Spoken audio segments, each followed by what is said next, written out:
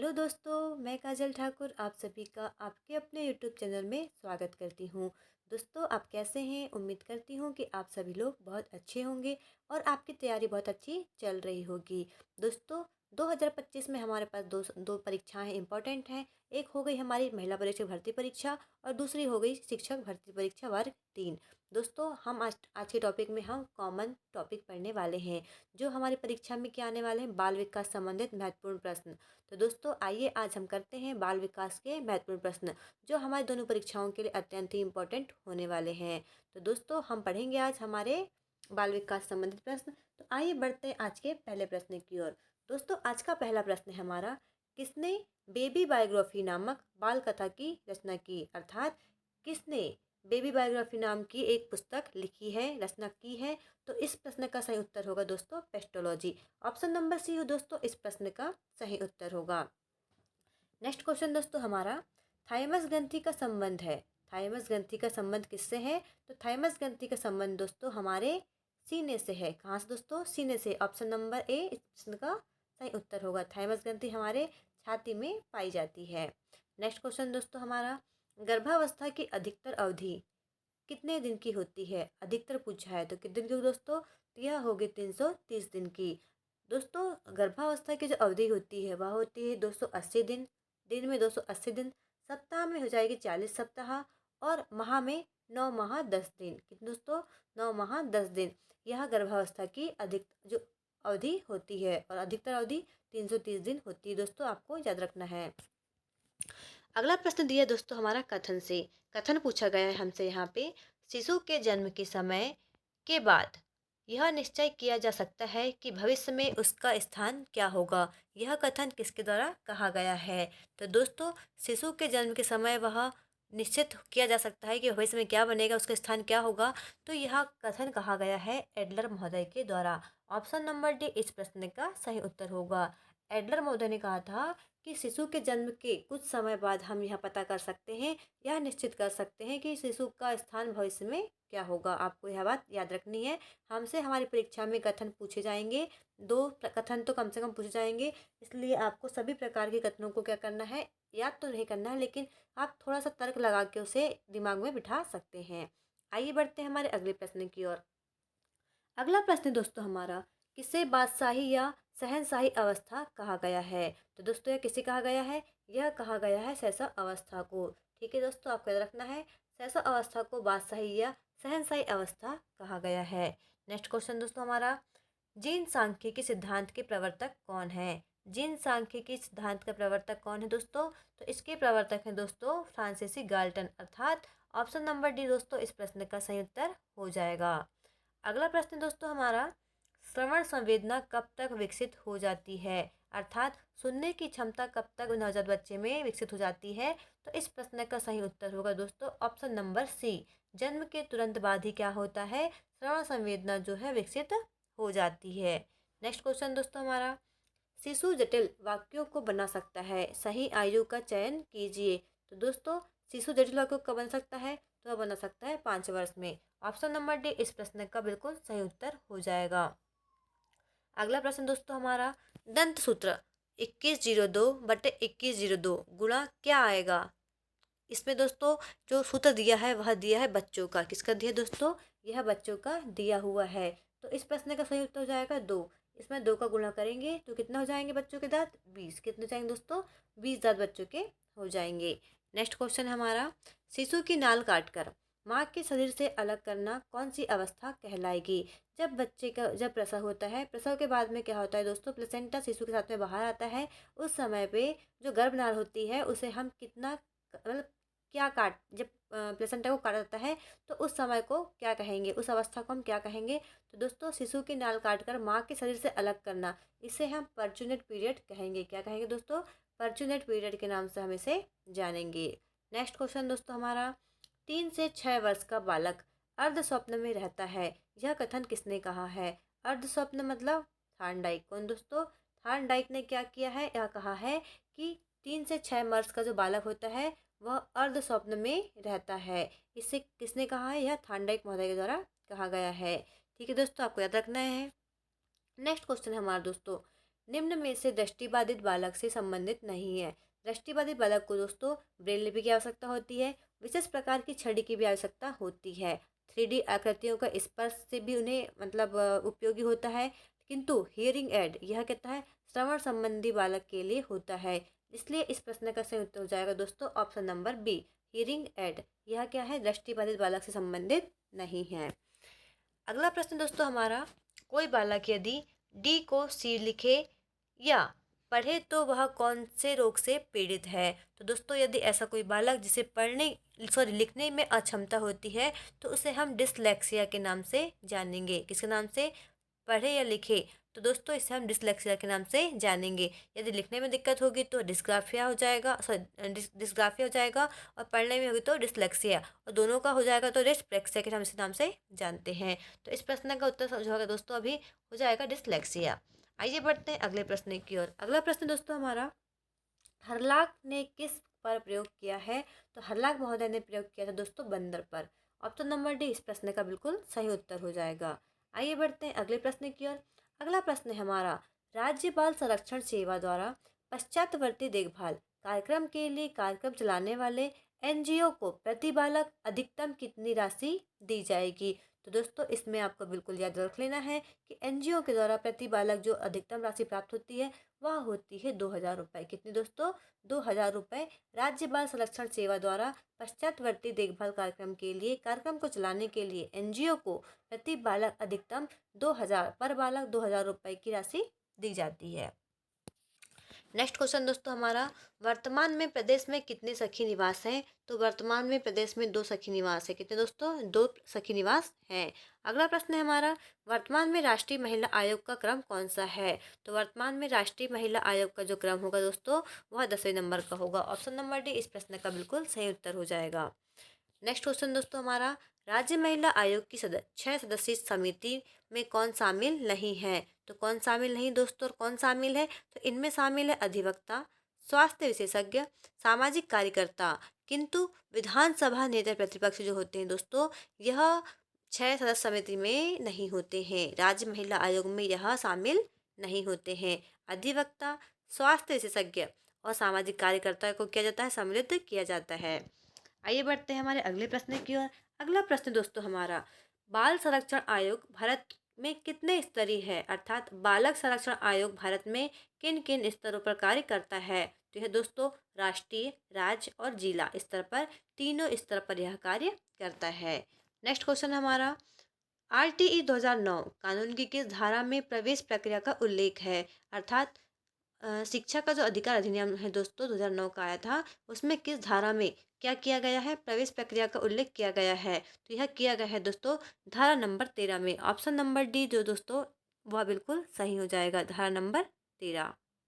अगला प्रश्न दोस्तों हमारा, नाको नेशनल एड्स कंट्रोल ऑर्गेनाइजेशन की स्थापना कब की गई थी। तो इसकी स्थापना की गई थी दोस्तों सन 1992 अर्थात 1992 में इसकी स्थापना की गई थी। आइए बढ़ते हैं अगले प्रश्न की ओर। अगला प्रश्न है हमारा, एड्स नियंत्रण कार्यक्रम के तीसरे चरण का उद्देश्य क्या था। एड्स नियंत्रण कार्यक्रम के थर्ड चरण, थर्ड स्टेज का उद्देश्य क्या था। तो इसका उद्देश्य था दोस्तों एड्स की बीमारी को तेजी से फैलने से रोकना। एड्स की जो बीमारी तेजी से फैल रही है उसे रोकना तीसरे चरण का उद्देश्य था। इस प्रश्न का सही उत्तर क्या होगा, option number A. Next question है हमारा दोस्तों, एंटी रेट्रोवायरल थेरेपी का संबंध किससे है। तो एंटी रेट्रोवायरल थेरेपी का संबंध दोस्तों एड्स से है। ऑप्शन नंबर बी इस प्रश्न का सही उत्तर होगा।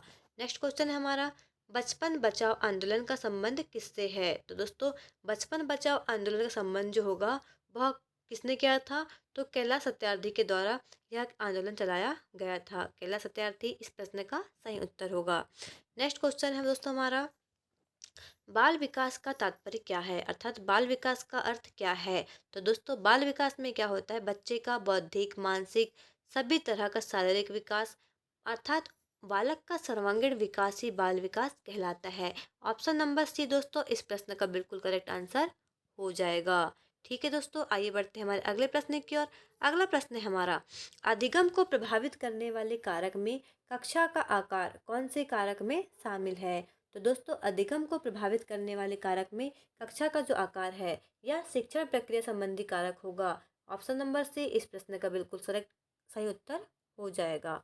आइए बढ़ते हैं हमारे अगले प्रश्न की ओर। अगला प्रश्न दोस्तों हमारा, कौन कर्मेंद्रियों में शामिल नहीं है? तो कौन शामिल नहीं दोस्तों? कर्मेंद्रियों में शामिल नहीं है वह है जननांग। ऑप्शन नंबर सी इस प्रश्न का बिल्कुल सही उत्तर हो जाएगा। नेक्स्ट क्वेश्चन दोस्तों हमारा थार्नडाइक महोदय से। थार्नडाइक महोदय ने पीएचडी शोध का शीर्षक क्या था? अर्थात इन्होंने पीएचडी की थी तो इनका शोध की जो इसमें किया था उसका शीर्षक क्या था? तो इसका शीर्षक था दोस्तों एनिमल इंटेलिजेंसी।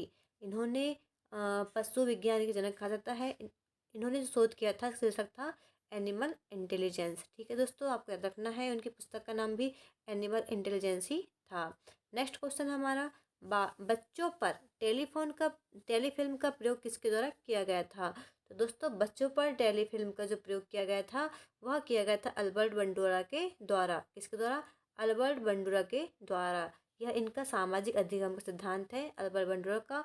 इन्होंने क्या किया था? बच्चों को टेलीफिल्म का प्रयोग करके इनके सिद्धांत को इन्होंने समझाया था। आइए बढ़ते हैं अगले प्रश्न की ओर। अगला प्रश्न है हमारे दोस्तों बुद्धि से। प्रतिभाशाली शब्द का प्रयोग सबसे बुद्धिमान 1% बालकों के लिए होता है, यह विचार किसका था? अर्थात प्रतिभाशाली शब्द जो है वह 1% बच्चों के लिए आता है जो कैसे होते हैं? बुद्धिमान होते हैं। यह विचार किसका था? यह विचार था दोस्तों स्किनर एवं हैरीमैन। ऑप्शन नंबर बी इस प्रश्न का बिल्कुल सही उत्तर हो जाएगा दोस्तों। अगला प्रश्न दोस्तों हमारा, पहले उदाहरण बताकर बाद में नियम निकालना कौन सी विधि का प्रकार है? पहले बच्चों को क्या बताना? उदाहरण बताना, उसके बाद में नियम बताना। यह दोस्तों आगमन विधि का है। ऑप्शन नंबर बी इस प्रश्न का सही उत्तर होगा। आगमन विधि में दोस्तों पहले उदाहरण बता दिए जाते हैं फिर नियम बनाए जाते हैं, किंतु यह प्राथमिक जो बच्चे होते हैं उनके लिए उपयोगी होती है। किंतु निगमन विधि का दोस्तों उपयोग कहाँ होता है? यह बड़ी कक्षा में होता है। इसमें क्या होता है? इसमें न से अर्थात पहले नियम बताए जाते हैं फिर उदाहरण समझाया जाता है। दोस्तों उम्मीद करते हैं कि आपको यह बात समझ में आ गई होगी। आइए बढ़ते हैं अगले प्रश्न की ओर। अगला प्रश्न दोस्तों हमारा, मंदबुद्धि बालक में कितने प्रकार की बीमारियां होती हैं? तो दोस्तों मंदबुद्धि बालक में 4 प्रकार की बीमारियां होती हैं। ऑप्शन नंबर बी हो जो होगा दोस्तों इस प्रश्न का बिल्कुल सही उत्तर हो जाएगा। आइए बढ़ते हैं अगले प्रश्न से। विशेष बालकों से पूछा गया यह प्रश्न पूछा है प्रश्न दोस्तों, जो बालक अपनी आवश्यकता की पूर्ति हेतु समाज में अमान्य व्यवहार द्वारा उसकी पूर्ति करे वे कौन से बालक कहलाते हैं? तो दोस्तों ऐसे बालक जो अपनी आवश्यकता की पूर्ति हेतु समाज में क्या करते हैं? असामान्य व्यवहार करते हैं, अमान्य व्यवहार, गलत गलत व्यवहार करते हैं, उसकी पूर्ति को ऐसे बालक को हम क्या करते हैं? ऐसे बालक को हम अपराधी बालक की श्रेणी में रखते हैं। ऑप्शन नंबर बी सी जो होगा दोस्तों इस प्रश्न का बिल्कुल सही उत्तर हो जाएगा। आइए बढ़ते हैं हमारे अगले प्रश्न की ओर। अगला प्रश्न पूछा है हमारे कथन से। कथन दिया हुआ है, किसी आंशिक नवीन वस्तु का उत्पादन करना ही सृजनात्मकता कहलाता है। यह कथन किसका है? तो दोस्तों यह कथन है ऑप्शन नंबर ए जो हो जाएगा इस प्रश्न का बिल्कुल सही उत्तर हो जाएगा। ऑप्शन नंबर ए क्या दिया है? स्टेनर। इनके द्वारा क्या कहा गया था? किसी आंशिक नवीन वस्तु का उत्पादन करना ही सृजनात्मकता है। ठीक है दोस्तों, यह कथन भी आपको याद कर लेना है। आइए बढ़ते हैं हमारे अगले प्रश्न की ओर। अगला प्रश्न है हमारा, निम्न में से कौन सा पिछड़ेपन का कारण नहीं है? तो दोस्तों पिछड़ेपन का कारण पूछा है तो यह नहीं है स्वास्थ्य वातावरण। ऑप्शन नंबर सी इस प्रश्न का सही उत्तर हो जाएगा। नेक्स्ट क्वेश्चन हमारा, मानसिक रूप से विकलांग में कौन नहीं हो सकता? अर्थात मानसिक रूप से जो विकलांग बालक होगा वह कौन सा नहीं होगा? तो वह हो जाएगा असामाजिक कार्य। ऑप्शन नंबर बी जो डी हो जाएगा यह बिल्कुल सही उत्तर हो जाएगा। आइए बढ़ते हैं हमारे अगले प्रश्न की ओर। अगला प्रश्न है दोस्तों हमारा, आंशिक दृष्टि वाले विद्यार्थियों के लिए निम्न में से कौन सी अधिगम सामग्री उपयुक्त नहीं है? उपयुक्त नहीं है पूछा है, इसलिए हमें क्या पूछना जो ढूंढना है आंसर वह ढूंढना है कि बिल्कुल अलग हो। तो दोस्तों आंशिक दृष्टि वाले बालकों को 3D आकृति दिखाई जाती है, चित्र नक्शे दिखाए जाते हैं, बड़े आकार की मुद्रित किताबें भी दिखाई जाती हैं, पढ़ाई जाती हैं, बोतलें, बोलती किताब, स्पर्शी सूचना पट्टिका, क्या सब क्या है? आंशिक दृष्टि से इनको बच्चों को क्या होता है? लाभ होता है। किंतु छोटी जो मुद्रण वाली वर्कशीट होती है वह आंशिक दृष्टि वाले बच्चों के लिए उपयोगी नहीं होती है। इसलिए ऑप्शन नंबर डी इस प्रश्न का सही उत्तर हो जाएगा। यह जो अधिगम सामग्री है यह उपयुक्त नहीं है आंशिक दृष्टि वाले विद्यार्थियों के लिए। ठीक है दोस्तों, आपको याद रखना है। नेक्स्ट क्वेश्चन है हमारा पुस्तक से। मैक्डूगल ने अपनी पुस्तक कल्चर ऑफ साइकोलॉजी में किसका विरोध किया है? तो किसका विरोध किया दोस्तों? इन्होंने विरोध किया है चेतना के विज्ञान का। ऑप्शन नंबर ए इस प्रश्न का सही उत्तर हो जाएगा। नेक्स्ट दोस्तों हमारा जर्मनी के ब्लेकनबर्ग गांव का संबंध किससे है? तो दोस्तों जर्मनी के ब्लेकनबर्ग का संबंध है पहला पूर्व प्राथमिक विद्यालय। ऑप्शन नंबर बी इस प्रश्न का सही उत्तर हो जाएगा। यह जो विद्यालय है दोस्तों प्रथम पूर्व प्राथमिक विद्यालय, यह जर्मनी के ब्लैकेनबर्ग गांव में स्थापित किया गया था सबसे पहली बार। नेक्स्ट क्वेश्चन है हमारा दोस्तों स्प्रू समिति का संबंध किससे है? तो इस समिति का संबंध दोस्तों राष्ट्रीय शिक्षा नीति से है। अगला प्रश्न है हमारा दोस्तों आरटी एक्ट की कौन सी धारा में प्रारंभिक शिक्षा के लिए बच्चों को तैयार करने का प्रावधान किया गया है? तो दोस्तों यह प्रावधान किया गया है धारा नंबर 4 में। किसमें दोस्तों? धारा नंबर 4 में यह कहा गया है कि आरटी एक्ट में प्रारंभिक शिक्षा के लिए बच्चों को तैयार करना किसका है? माता पिता का। यह माता पिता के द्वारा आंगनवाड़ी के माध्यम से क्या हो जाएगा? पूर्व प्राथमिक शिक्षा को प्राप्त करना। नेक्स्ट क्वेश्चन हमारा दोस्तों मध्य प्रदेश सरकार द्वारा प्राथमिक बाल व्यवस्था देखभाल एवं शिक्षा का कार्यान्वयन करने के लिए राजपत्र में कब प्रकाशन में किया था? तो दोस्तों इस प्रश्न का सही उत्तर हो जाएगा हमारा। यह प्रकाशन में आया था दोस्तों 6 अगस्त 2016 को। ऑप्शन नंबर ए जो होगा दोस्तों इस प्रश्न का बिल्कुल सही उत्तर हो जाएगा। मध्य प्रदेश सरकार के द्वारा प्रारंभिक बाल व्यवस्था देखभाल एवं शिक्षा का कार्यान्वयन करने के लिए राज्यपत्र में यह 6 अगस्त 2016 को प्रकाशन में आया था। आइए बढ़ते हैं हमारे अगले प्रश्न की ओर। अगला प्रश्न फिर से हमसे कथन से पूछा गया है। यह कथन किसका है दोस्तों? व्यवहार में उत्तरोत्तर सामंजस्य अधिगम है। यह कथन किसका है? तो यह कथन है दोस्तों हमारे स्किनर महोदय का। ऑप्शन नंबर बी इस प्रश्न का बिल्कुल सही उत्तर हो जाएगा। आइए बढ़ते हैं हमारे अगले प्रश्न की ओर। अगला प्रश्न दोस्तों हमारा हर्बर्ट स्पेंसर अधिगम के कौन से स्तर के लिए जाने जाते हैं? अर्थात हर्बर्ट स्पेंसर अधिगम के मतलब यह स्मृति स्तर। ऑप्शन नंबर जो डी होगा दोस्तों यह बिल्कुल सही उत्तर होगा। स्मृति स्तर के लिए हर्बर्ट स्पेंसर को जाना जाता है। अगला प्रश्न दोस्तों हमारा कोई बालक कक्षा पहली दूसरी तीसरी में एक समान अंक प्राप्त करता है उसे हम क्या कहेंगे? उसे हम एक सरल रेखीय वक्र के नाम से जानेंगे क्योंकि उसका सभी स्टेज में सेम नंबर आ रहे हैं, इसलिए उसका वक्र कैसा होगा? सरल रेखीय वक्र हो जाएगा। ठीक है दोस्तों, ऑप्शन नंबर बी बिल्कुल सही उत्तर होगा। अगला प्रश्न और हमारे इस वीडियो का आखिरी प्रश्न है दोस्तों अधिगम की प्रक्रिया का रुकना क्या कहलाता है? तो अधिगम की प्रक्रिया का रुकना दोस्तों अधिगम पठार कहलाता है। ऑप्शन नंबर से इस प्रश्न का सही उत्तर होगा। दोस्तों हम कोशिश कर रहे हैं कि आपके लिए अच्छे से अच्छे प्रश्न लेके आएँ ताकि आपकी परीक्षा में आपके लिए उपयोगी हो।